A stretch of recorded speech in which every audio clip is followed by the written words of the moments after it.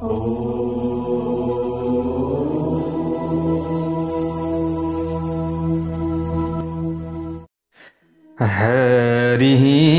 ओम। स्वस्ति श्री गणेशाय नमः। ओम नमो भगवते वासुदेवाय। ओम श्री हरये नमः। कृष्णाय वासुदेवाय हरये परमात्मने प्रणत क्लेशनाशाय गोविन्दाय नमो नमः। नारायणं नमस्कृत्य नरं चैव नरोत्तमं देवीं सरस्वतीं व्यासं ततो जयमुदीरये। जय श्री हरि, जय श्री राधे। यतिखेर हजुरहरू श्री विष्णु महापुराण श्रवण गर्दै हुनुहुन्छ। श्री विष्णु महापुराण भित्रका कथाहरू श्रवण गरिराख्नु भएको छ। तपाईं हामी आजको नयाँ भागमा उपस्थित भएका छौं। सबले भनौँ एकचोटि, वैकुण्ठवासी श्री नारायण भगवानको जय होस्। यहाँ जो अनिरुद्धको विवाह को समयमा बलरामद्वारा रुक्मीको वध भएको छ, त्यो कथा हामीले हिजो श्रवण गर्यौं। यस्ता प्रकारले यहाँ पराशर ऋषिले मुनि मैत्रेयलाई बताउनुहुन्छ, भन्नुहुन्छ, द्वारवत्यां ततः सौरी शक्रस त्रिभुवनेश्वरः आजगामाथ मैत्रेय मत्तैरावत पृष्ठगः। भन्नुहुन्छ, हे मैत्रेय, एक दिन त्रिभुवनपति इन्द्र आफ्नो उन्मत्त ऐरावत नाम भएको हात्तीमा सवार भएर द्वारका नगरीमा परमात्मा श्री कृष्णका सामिप्यमा आए। इन्द्र आउनु भयो नि प्यारा भक्त भागवतहरू, कहाँ जहाँ भगवान श्री कृष्ण हुनुहुन्थ्यो। यस्ता प्रकारले इन्द्रले द्वारका नगरीमा आएर परब्रह्म परमात्मा श्री कृष्णको दर्शन गरे। त्यसपछि उहाँसँग नरकासुर नाम भएको अत्यन्त दुराचारी दुष्टात्मा दैत्यले गरिरहेको दुर्व्यवहारका विषयमा विस्तारपूर्वक बताउन आरम्भ गरे। इन्द्रले भने, त्वया नाथेन देवानां मनुष्यत्वेऽपि तिष्ठता प्रशमं सर्वदुःखान्। यसरी यहाँ बताइएको छ, नीतानि मधुसूदन प्रशमं सर्व दुःखानि नीतानि मधुसूदन। इन्द्रले भन्नुभयो, हे मधुसूदन, यस समयमा हजुरले मनुष्यको स्वरूप धारण गरेर पृथ्वीमा अर्थात द्वारका नगरीमा निवास गरिरहनु भएको छ। हे प्रभु, अर्थात हामी सबै देवताहरूका अधिपति हजुरले हामीलाई दुःख हुन दिनु भएको छैन, हामीलाई सुखी बनाउन हजुरले खोजिराख्नु भएको छ। हजुरले जुन अत्यन्त दुराचारी र दुष्टात्मा असुरहरूले तपस्यामा व्यवधान उत्पन्न गराएर उनीहरूको विनाश गरिरहेका थिए, ती अरिष्ट, धेनुक र केसी जस्ता अत्यन्त भयानक असुरहरूको पनि पूर्ण रूपमा विनाश गरिदिनु भएको छ, तिनीहरूलाई मारिदिनु भएको छ। यसरी नै हजुरले अत्यन्त अत्याचारी, दुराचारी, कंस, कुबलायपीड एवं बालघातिनी अर्थात स्तनचुसार बालकहरूको विनाश गरिदिने पुतना र संसारमा उत्पात मचाउने दुष्टहरूको पनि हजुरले विनाश गरिदिनु भएको छ। हे प्रभु, हजुरको दुर्दान्त अर्थात दबाउन कठिन पर्ने जो बुद्धि बल छ, यो बुद्धि बलको प्रभावद्वारा असज्जन अर्थात अन्यायी र दुराचारीहरूबाट तीनवटै लोकहरूको रक्षा भइरहेको छ। हे प्रभु, यस समयमा यज्ञकर्ताहरूद्वारा दिएको यज्ञ भाग प्राप्त भइरहेकाले देवताहरू पनि तृप्त एवं सन्तुष्ट भइरहेका छन्। हे प्रभु, हे जनार्दन, अब यस समयमा म त्यही देवराज इन्द्र हजुरका समीपमा जुन समस्या लिएर आएको छु त्यसका विषयमा हजुरले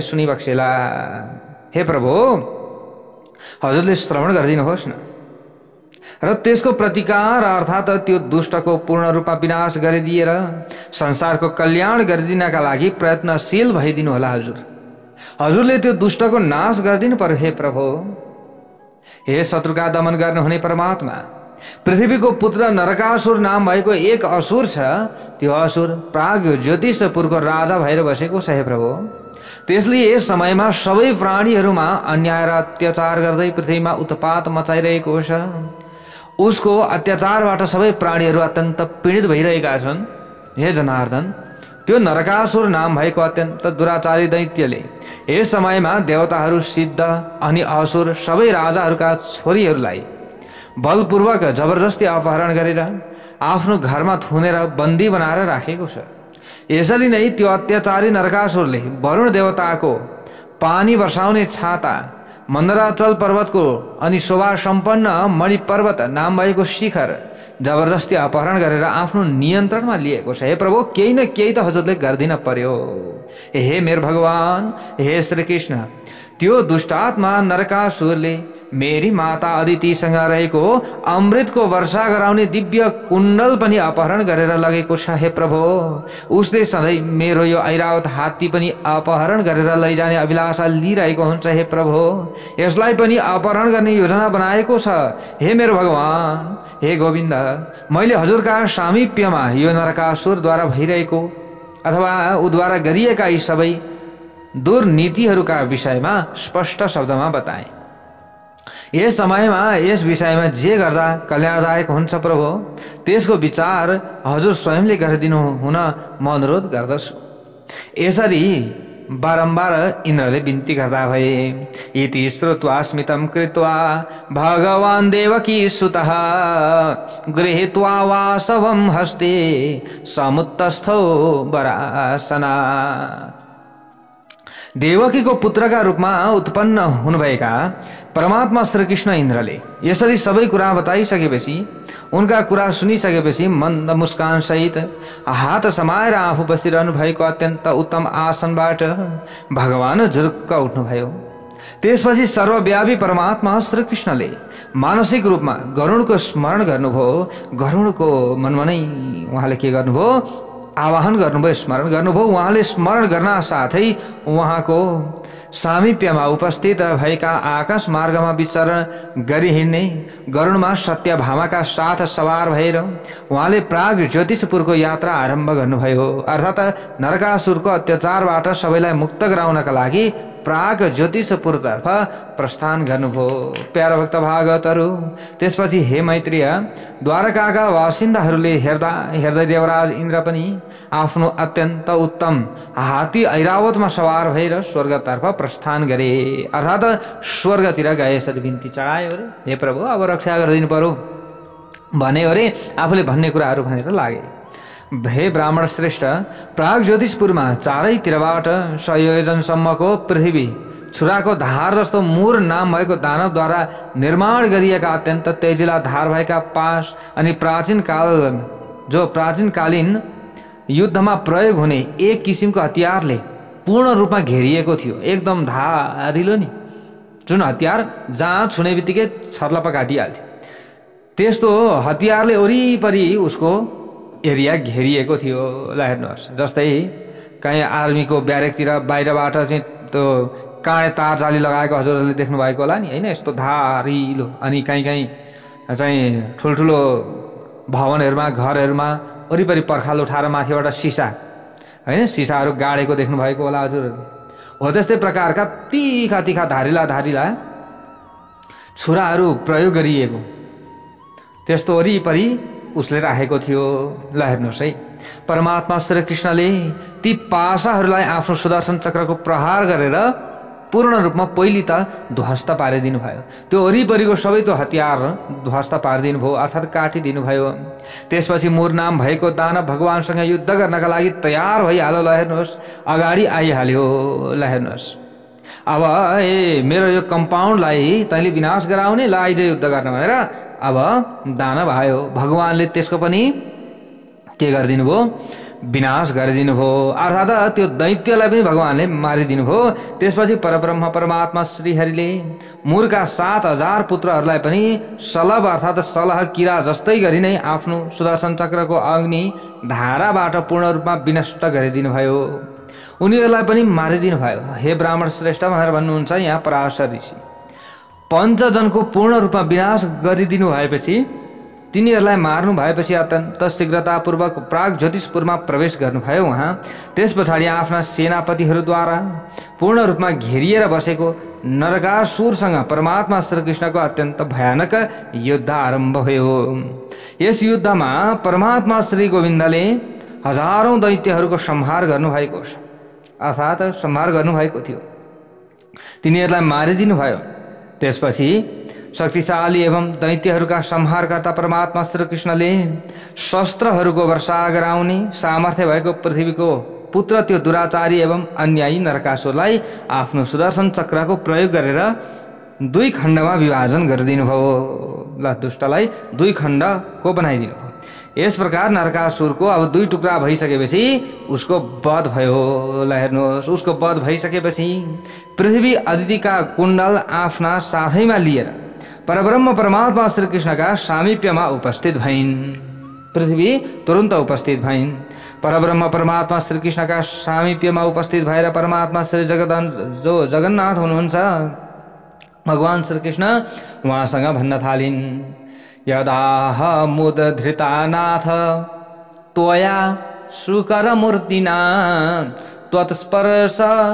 त्वत्स्पर्श सम्भव पुत्रस्तदायम्। यहाँ बताइएको छ, हे नाथ, हजुरले परापूर्व कालमा वराह स्वरूप धारण गरेर मेरो उद्धार गर्नुभएको थियो। हे प्रभु, त्यसै समयमा मद्वारा हजुरको अङ्ग स्पर्श भएकाले मेरो कोखबाट यो नरकासुर नाम भएको पुत्र उत्पन्न भएको थियो, अर्थात् जन्मिएको थियो। यस प्रकार मलाई हजुरले नै यो पुत्र दिनुभएको थियो। हे प्रभु, आज हजुरले नै यसको विनाश गरिदिनु भयो, यसलाई मारिदिनु भयो। अब हजुर यी दुवै कुण्डलहरू स्वीकार गरिबक्सियोस् र हजुरले यो कुण्डल स्वीकार गर्नुहोला अनि ममा कृपा गरेर यी नरकासुरका पुत्रहरूको पालन पोषण गर्नुहोस्। आजदेखि यिनीहरू प्रतिको सबै किसिमको दायित्व स्वीकार गरिदिनुहोस्। हे प्रभु, हजुर परमात्मा हुनुहुन्छ, हजुर अत्यन्त प्रसन्न भइदिनु भएर मेरै भार अर्थात् ममाथि रहेको असत्य बोझलाई अथवा असत्य बोझबाट मलाई मुक्त गराइदिनुहोस्। आफ्नो अंशबाट मर्त्यलोक अर्थात् पृथ्वीमा अवतार लिनुभएको छ हजुरले। हे प्रभु, हजुरले यो पृथ्वीको भार हटाइदिनुहोस्। अझै पनि अरू विभिन्न समस्याहरू छन्। हे प्रभु, हे अच्युत, हजुर नै सम्पूर्ण जगतको उत्पत्तिकर्ता, हजुर नै पालनकर्ता र हजुर नै संहारकर्ता पनि हुनुहुन्छ। हजुर नै सबै प्राणीको उत्पत्तिको कारकत्व पनि हुनुहुन्छ भने लय स्थान अर्थात् विलय हुने स्थान पनि हुनुहुन्छ। हजुर नै जगत स्वरूप हुनुहुन्छ। हजुरको स्तुति गर्ने कार्यमा कसरी समर्थ हुन सक्दछु र मैले कसरी हजुरको स्तुति गर्न सक्दछु र? हे भगवान, जब हजुर स्वयं व्यापक व्याप्त क्रिया र कार्य स्वरूप हुनुहुन्छ भने यस्तो अवस्थामा म हजुरको स्तुति गर्न कसरी समर्थ हुन्छु? यस्तो स्तुति गर्ने कार्यमा कसरी म सक्षम हुन सक्छु? अर्थात् म हजुरको स्तुति गर्न यथार्थ रूपमा असमर्थ छु। यसको मतलब समर्थपूर्ण रूपमा छुइनँ। हजुरको के भनेर स्तुति गर्ने? हे प्रभु, म परमात्मा होइन, म कुनै ईश्वर पनि होइन। हे परमात्मा, जब हजुर नै परमात्मा, हजुर नै भूतात्मा, अव्यय अनि जीवात्मा स्वरूप हुनुहुन्छ भने यस्तो अवस्थामा कुन वस्तुलाई आधार मानेर मैले हजुरको स्तुति गरौँ? हे प्रभु, हे सर्वभूतात्मा भगवान, हजुर प्रसन्न भइदिनुहोस्। हे प्रभु, आफ्नै पुत्र नरकासुरद्वारा भए गरेका सबै अत्याचारहरू क्षमा गरिदिनुहोस्। दोष निवारण गर्ने मनसायले गर्दा हजुरले आफ्नो पुत्रको विनाश गरिदिनु भएको अर्थात् त्यसलाई मारिदिनु भएको हो। अब विष्णु भगवानले यसरी चाहिँ पृथ्वीले भनिसकेपछि भगवान श्री हरि विष्णुले भन्नुहुन्छ, ल ठिकै छ, अब तपाईँको इच्छा के हो त्यो सबै इच्छा पुरा होस्। यस प्रकार पृथ्वीलाई बताउनुभयो, भन्नुभयो र नरकासुरको महलबाट विभिन्न किसिमका अमूल्य रत्नहरू ग्रहण गर्नुभयो अर्थात् स्वीकार गर्नुभयो। ल हेर्नुहोस् प्यारा भक्त भागवतहरू, उहाँले के थियो बहुमूल्य चिजवस्तुहरू त्यो स्वीकार गर्नुभयो। अनि हे बुद्धिमान अतुलनीय जो पराक्रम हुनुभएका परमात्मा श्री कृष्णले नरकासुरका कन्याहरूले निवास गर्ने महलमा गएर हेर्दा त्यहाँ 16,100 कन्याहरू रहेको देख्नुभयो। भगवान श्रीकृष्णले नरकासुरको नगरमा 4 दाँत भएका अत्यन्त भयानक शरीर भएका 6,000 हात्ती 21 लाख काम्बोज देशमा उत्पन्न भएका घोडाहरू पनि रहेको देख्नुभयो। त्यस समयमा परमात्मा श्री गोविन्दले नरकासुरका सेवकहरूका साथमा ती सबै कन्याहरूलाई, हात्तीलाई र घोडाहरूलाई त्यसै दिन द्वारकापुरीमा पठाइदिनु भयो।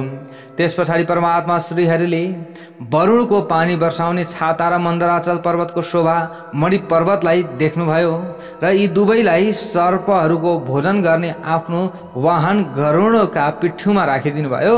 त्यस पछाडि परब्रह्म परमात्मा श्रीकृष्णले अदितिलाई कुण्डल दिनका लागि सत्यभामालाई साथमा लिएर गरुडका पिठ्युमा सवार भएर स्वर्ग लोकतिर प्रस्थान गर्नुभयो। जय बोलौं भगवती उनै जगजननी दुर्गा माताका साथमा उनै भगवान श्री रामचन्द्र भगवानको जय होस्। ल हेर्नुहोस् प्यारा भक्त भागवतहरू, भगवान श्री रामचन्द्रको कथा हामीले श्रीमद् भागवत महापुराणमा श्रवण गर्दैछौँ भने श्री विष्णु महापुराणमा हामीले उनै भगवान श्री कृष्णका गुणानुवाद आदिलाई श्रवण गर्दैछौँ। ल हेर्नुहोस् दुवै शक्तिहरू यहाँ जो जगजन दुर्गा माताको कथा हामीले श्रवण गर्दैछौँ उता भक्तिपूर्वक, त्यहाँ पनि धेरै कथा प्रसङ्गहरू हजुरहरूले श्रवण गर्दै हुनुहुन्छ प्यारा भक्त भागवतहरू। अब यहाँ पनि ल हेर्नुहोस् भगवान श्रीकृष्ण जो भगवान श्री राम हुनुहुन्छ, भगवान श्री नारायणकै अंश हुनुहुन्छ, हामीले यो कथा त्यहाँ पनि श्रवण गरेका थियौँ। अब जो अदिति माता हुनुहुन्छ, अदिति मातालाई कुण्डल दिनका लागि सत्यभामालाई साथमा लिनुभयो भगवानले र त्यहाँबाट स्वर्गतिर प्रस्थान गर्नुभएको छ। उता पराशर ऋषिले अगाडि गएर भन्नुहुन्छ गरुडो वारुणम छत्रम तथैव मणिपर्वतम साभार्यञ्च ऋषिकेशम लीलयैव वहन ययो। भन्नुहुन्छ पक्षीहरूका राजा गरुड, वरुणको त्यो पानी वर्षाउने छाता, मणिपर्वत र सत्यभामासहित परमात्मा श्रीकृष्णलाई लीलापूर्वक एकदम सहज तरिकाले नि भगवान श्रीकृष्णलाई लीलापूर्वक पिठ्युमा राखेर उड्न अर्थात् स्वर्गतिर जान थाले। एकदम सहज तरिकाले गरुड उडे। त्यस पछाडि स्वर्गको ढोकामा पुगिसकेपछि परमात्मा श्रीकृष्णले आफ्नो अत्यन्त उच्च स्वर भएको पाञ्चजन्य नाम भएको शङ्ख बजाउनु हो। त्यो शङ्खको आवाज सुनेर देवताहरू आफ्ना हातमा अर्घ्य पात्र आदि लिएर, अर्घ्य समर्पण गर्ने पात्र लिएर परमात्मा श्रीकृष्णका अगाडि सबै देवताहरू उपस्थित भइगए। जय बोलौं भगवान श्री विष्णुको जय होस्। ती देवताहरूद्वारा सुपूजित भइसकेपछि परमात्मा श्रीकृष्णले देवता, देव माता अनि अदितिको सेतो हिउँले पूर्ण रूपमा भरिएको शिखर जस्तो अत्यन्त चमकदार घरमा प्रवेश गरेर देवमाता अनि अदितिको दर्शन गर्नुभयो प्यारा भक्त भागवतहरू। त्यसपछि परमात्मा श्री जनार्दनले देवराज इन्द्रसँगै देवमाता अदितिलाई प्रणाम गर्नुभयो र उहाँलाई ती दुवै अत्यन्त उत्तम दिव्य कुण्डलहरू प्रदान गर्नुभयो। नरकासुरको मृत्युका विषयमा सविस्तार बताउनु भयो। सबै कुरा विस्तारपूर्वक सुनाइसकेपछि त्यस पछाडि अब यहाँ जगजननी अदितिले अत्यन्त प्रसन्न भएर शान्त भावपूर्वक यथार्थ रूपमा तन्मय अर्थात् एकाग्रतापूर्वक आफ्नो अन्तरात्मालाई पूर्ण रूपमा स्थिर बनाएर परब्रह्म परमात्मा श्रीहरिको स्तुति गर्न थालिन्। ल हेर्नुहोस् है, अब अदितिले स्तुति गर्न थालिन्। नमस्ते पुण्डरीकाक्ष भक्तानाम भयङ्कर प्रणेतर मनसो बुद्धेरिन्द्रियाणां गुणात्मक। गुण स्वरूप अब यहाँ हे तीनवटै गुणहरूबाट यथार्थ रूपमा अतीत टाढा रहनुहुने परमात्मा भनेर भन्नुहुन्छ। यहाँ कसले? अदिति माताले स्तुति गर्दै हुनुहुन्छ। हे विकार रहित परमात्मा, हे शुद्ध तत्व अर्थात् तत्त्वमसि परमात्मा, हे अन्तर्यामी परब्रह्म परमात्मा, हजुरलाई नमस्कार छ, कोटि कोटि नमस्कार छ। हे परमात्मा, हजुर श्वेत सेतो दीर्घ भनेको लामो, यस्तो सेतो लामो जस्ता सबै किसिमका कल्पनाहरूबाट पूर्ण रूपमा रहित हुनुहुन्छ। हजुर जन्म मृत्यु जस्ता विकारहरूबाट पनि अलग हुनुहुन्छ अनि स्वप्न सुषुप्ति जाग्रत अवस्था यस्ता सबै किसिमका अवस्थाहरूबाट यथार्थ रूपमा अलग हुनुहुन्छ। हे प्रभु, हजुरलाई नमस्कार छ। हे अच्युत, सन्ध्या रात्रि दिन भूमि आकाश वायु जल बुद्धि यी सबै हजुरकै स्वरूप एवं हजुर सबै किसिमका भूतहरूको आदिभूत पनि हुनुहुन्छ। हजुर नै सबै स्वरूप हुनुहुन्छ, आदिभूत पनि हजुर नै हुनुहुन्छ। हे प्रभु, यस प्रकारका सर्वमय परमात्मालाई नमस्कार छ। हे ईश्वर, हजुर नै सृष्टि अवस्थिति र विनाशकर्ता हुनुहुन्छ। यी सबैको कर्ता पनि हजुर हुनुहुन्छ। हजुर नै ब्रह्मा विष्णु र शिव स्वरूप हुनुहुन्छ। यी तीनवटै मूर्तिहरू अर्थात् स्वरूपहरू धारण गर्नु भएर यसभन्दा पहिले बताइए अनुसारका तीनवटै कार्यहरू पनि हजुरबाटै सम्पन्न भइरहेका छन्। यस संसारमा हजुर बाहेक अन्य कुनै तत्त्वको अस्तित्व रहेको छैन। हे प्रभु, देवता यक्ष दैत्य अनि राक्षस सिद्ध नाग कुष्माण्डा भनेको भद्रकाली कल्प अनुसार दुर्गा मध्येको चतुर्थ दुर्गालाई कुष्माण्डा भनिन्छ। अनि पिशाच गन्धर्व मनुष्य पशु मृग यस्तै प्रकारले मातङ्ग भनेको के हो, हात्ती, हात्ती सर्प गुल्म भनेको धेरै लामो नहुने तर मालतीको झैँ झाँगिने छाँटको लहर हुन्छ, त्यसलाई के भनिन्छ, गुल्म भनिन्छ। लता भनेको लहर।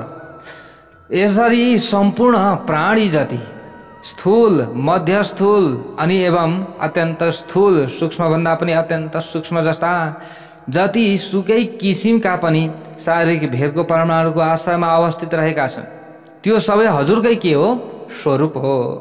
हजुरले नै यो सबै कार्यहरू गर्न सक्नुहुन्छ। हे प्रभु, अर्थात् तिनीहरूसँग हजुर अभिन्न स्वरूपबाट अवस्थित रहनु भएको छ। जसले परमात्माको यथार्थ स्वरूपका विषयमा ज्ञान हासिल गरेको छैन ती व्यक्तिहरूलाई अत्यन्त मोहित गराइदिने हजुरको योग मायाले आत्माभन्दा पूर्ण रूपमा अलग रहेको पदार्थ स्वरूप आत्मविज्ञान उत्पन्न गराइदिएको छ। अर्थात् म र मेरो भन्ने भावना उत्पन्न गराइदिएको छ। देवादिदेव तपाईँ हुनुहुन्छ। हजुरको योग मायाले नै जो अविवेकी छन् अथवा विवेक भएर पनि त्यसलाई सही प्रयोग गर्न सकेका छैनन् ती मनुष्यहरूलाई सांसारिक बन्धनबाट हजुरले, जो अविवेकी छन् उनीहरूलाई योग बलले विभिन्न कारणले अविवेकी छन् भने उनीहरूलाई सांसारिक बन्धनमा बाँधिराखिएको छ। हे नाथ, यी सांसारिक मनुष्यहरूका मनमा अनात्मामा आत्मबुद्धि अर्थात् म हुँ र यी पदार्थहरू मेरा हुन् जुन यस प्रकारका भावनाहरू उत्पन्न हुन्छन्, यी सबै किसिमको योगमायाकै लीला हो। यो सबै के हो, योगमायाकै लीला हो। हे नाथ, आफ्नो स्वधर्ममा पूर्ण रूपमा आश्रित रहेको जुन मनुष्यले मुक्ति प्राप्त गर्नका लागि अत्यन्त एकाग्रतापूर्वक हजुरको उपासना गर्दछ, हजुरको नाम र लीलाको श्रद्धा भक्तिपूर्वक भजन र कीर्तन गर्दछ, त्यो मनुष्य मात्र सबै किसिमका मायाहरूबाट यथार्थ रूपमा मुक्त हुन सक्दछ। उसले मात्र यो मायामाथि विजय प्राप्त गर्न सक्दछ।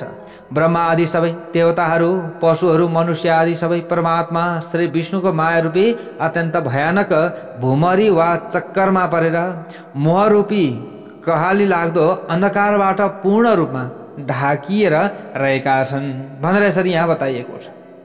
हे भगवान, जीव मात्रले जन्म र मृत्युका बीचको समयमा हजुरको आराधना अथवा उपासना गरेर सांसारिक कामनाहरूको पूर्तिको जुन अभिलाषा राख्दछ त्यही हजुरको माया हो।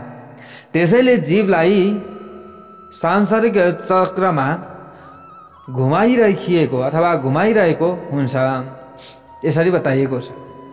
आफ्ना पुत्रहरूको कल्याणलाई सर्वोपरि लक्ष्य बनाएकी मैले हजुरको आराधना वा उपासना गरेर जुन आफ्ना शत्रुहरूको विनाश अर्थात् सर्वनाश गराउने कार्यमा मात्र लागिरहेँ तर मोक्ष प्राप्तिको काममा कहिल्यै पनि म लागि परिन।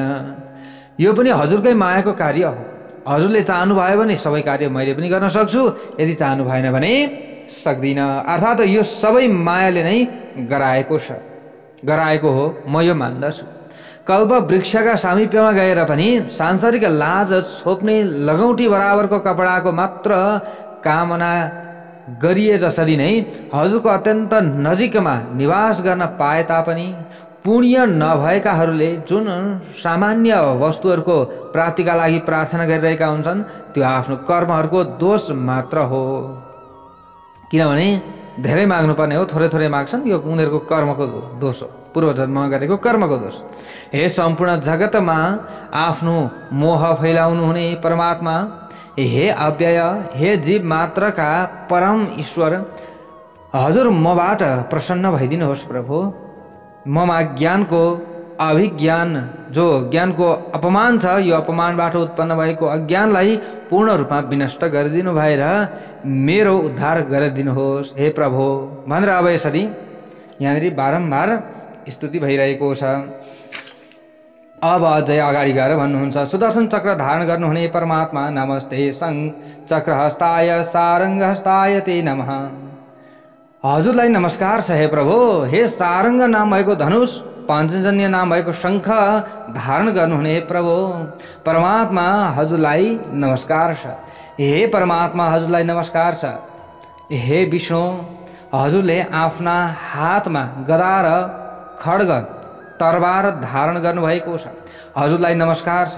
हे परमेश्वर अर्थात् परम ईश्वर, मैले हजुरका यी स्थूल जो चिन्हहरू छन्, यी चिन्हहरूबाट सम्पन्न भएको स्वरूपलाई मात्र देखेको छु, तर हजुरको परम दिव्य स्वरूपका विषयमा मैले ज्ञान हासिल गरिसकेकी छैन। के भन्दै हुनुहुन्छ यहाँ, मैले सबै ज्ञान हासिल कहाँ गरिसकेको छु हे प्रभु, हजुर प्रसन्न भइदिनुहोस् भनेर यसरी बारम्बार सम्झाइरहेको अवस्था छ। अदितिले यस प्रकारले प्रार्थना गरेपछि प्यारा भक्त भागवतहरू परमात्मा श्री विष्णु मन्द मन्द मुस्कानमा हाँस्दै देवमाता अदितिसँग भन्न लाग्नुहुन्छ। भगवान् श्री हरि विष्णुले भन्नुहुन्छ, यहाँनिर के भन्नुहुन्छ त प्यारा भक्त भागवतहरू, अब हामीले यो पुरा सुन्दैछौँ। प्यारा भक्त भागवतहरू यस्ता प्रकारले अदिति माताले प्रार्थना गरिसकेपछि भगवान् श्री हरि विष्णुले मुसो हाँस्नुभयो र भन्नुहुन्छ, तपाईँ मेरी माता हुनुहुन्छ, मबाट प्रसन्न भएर मलाई वरदान दिनुहोस्, किनभने हजुर मेरी माता हुनुहुन्छ। यसरी भन्नुभयो। त देवमाता अदितिले भन्नुभयो, हे पुरुषोत्तम, हजुरले जस्तो कामना गर्नुहुन्छ त्यस्तै हुनेछ। हजुर मर्त्यलोकमा अर्थात् पृथ्वीमा सम्पूर्ण सुर र असुर अर्थात् देवता र राक्षसहरूबाट अजय भएर रहनु भएको छ। अहिलेसम्म कुनै दैत्य वा राक्षसले हजुरलाई पराजित गर्न सक्ने छैन। ल यसरी यहाँनिर बताउनु भयो। अनि अगाडि गएर त्यस पछाडि देवराज इन्द्रकी पत्नी शची सहित सत्यभामाले देवमाता अदितिलाई श्रद्धापूर्वक प्रणाम गर्दै एक जो पटक पटक हजुर प्रसन्न भइदिनुहोस् भन्दै प्रार्थना गर्न थाले। ल हेर्नुहोस्, अघि अब लडाइँ परेको थियो, अब अहिले मिल्न पुगे। त देवमाता अदितिले भन्नुभयो, मत प्रसादान्न ते शुभ्रो जरा वैरूप्यमेव च। हे सौभाग्यवती, हे पूर्ण रूपमा निर्दोष अङ्गिनी स्वामिनी, मेरो आशीर्वादको प्रभावले गर्दा तिमीलाई वृद्धावस्था शारीरिक कुरूपता कहिले पनि प्राप्त हुने छैन। तिमीमा त्यो नवयौवन अर्थात् तरुणीपन सधैँ अटल रूपमा रहिरहनेछ, अर्थात् तिमी सधैँ नवयौवना भइरहनेछौ, चिन्ता गर्नु पर्दैन। त्यस पछाडि देवमाता अदितिको आज्ञा अनुसार देवराज इन्द्रले अत्यन्त आधारपूर्वक वेदोक्त विधि अनुसार परब्रह्म परमात्मा श्री जनार्दनको षोडशोपचारले पूजा गरे। देवराज इन्द्रकी पत्नी शचीले मनुष्य सम्झिएर सत्यभामालाई अत्यन्त उत्तम पारिजातको फूल लगाउन दिइन्, तर उनी स्वयंले पारिजातको फूलबाट आफ्नो अलङ्कार प्यारा भक्त भागवतहरू तर उनी स्वयंले पारिजातको फूलबाट आफ्नो श्रृङ्गार गरिन्, यसरी बताइएको छ। अर्थात् आफूले त्यो लगाइन्। हे मुनिश्रेष्ठ मैत्रेय, त्यस पछाडि आफ्नी पत्नी सत्यभामा सहित परमात्मा श्रीकृष्ण, नन्द आदि नाम भएका सबै देवताहरूका अत्यन्त मनमोहक बगैँचाहरूको अवलोकन गर्दै अब अगाडि बढ्न लाग्नुभयो। अवलोकन गर्दै हुनुहुन्छ। अब ती बगैँचाहरूमा केशी सुदन परमात्मा श्री कृष्णले अमृत मन्थन गर्दाका समयमा उत्पन्न भएको पारिजातको रुखलाई देख्नुभयो। अब त्यस पछाडि त्यो पारिजातको रुख देखिसकेपछि जुन पारिजात अत्याधिक सुगन्धमय परिपूर्ण र देवराज इन्द्रकी पत्नी सचीका लागि अत्यन्त आनन्ददायक रहेको थियो। त्यो समयमा नयाँ नयाँ अब तामाको रङ भएका पातहरू धेरै सुशोभित भइरहेका थिए। त्यसका सबै बोक्राहरू सुवर्णमय अर्थात् सुन जस्तै पहेँलो रङ भएको थियो। यसरी बताइएको छ प्याराभक्त भागवतहरू। भन्नुहुन्छ पराशर ऋषिले मुनि मैत्रेयलाई अगाडि गएर, हे ब्राह्मण श्रेष्ठ, यो अत्यन्त उत्तम पारिजातलाई देखेपछि त्यसमा प्रेम भएकाले सत्यभामा अत्यन्तै प्रसन्न हुन गइन्। अब अत्यन्त प्रसन्न भइन्, यति प्रसन्न भइन् कि त्यसको सीमै छैन। परमात्मा श्री कृष्णसँग भनिन्, हे गोविन्द, यो पारिजातको रुखलाई द्वारिकापुरीमा किन लैजानुहुन्न हजुरले?